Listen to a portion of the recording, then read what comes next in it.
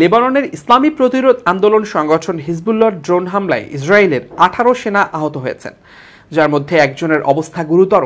Times of ইসরায়েলের প্রতিবেদনে বলা হয়েছে, রোববার বিকেলে গ্যালিলি এবং উত্তর গোলানে একাধিক ড্রোন পাঠায় হিজবুল্লাহ। এর মধ্যে বিস্ফোরক বোঝাই একটি ড্রোন মেরোম গোলান অঞ্চলে আঘাত হানে। এতে 18 সেনা সদস্য আহত হয়, তাদের মধ্যে একজনের অবস্থা আশঙ্কাজনক। সকালে লেবাননে ইসরায়েলি বাহিনীর হামলার পাল্টা জবাব দিতেই হিজবুল্লাহ এই হামলা চালিয়েছে বলে জানিয়েছে।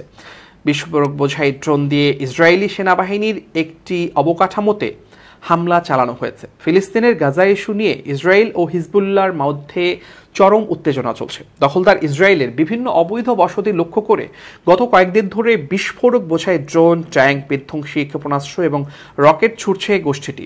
এতে যুদ্ধ পরিস্থিতি ভয়াবহ রূপ নেবে শঙ্কায় 7টি দেশ তাদের নাগরিকদের লেবানন ছাড়ার নির্দেশ দিয়েছে।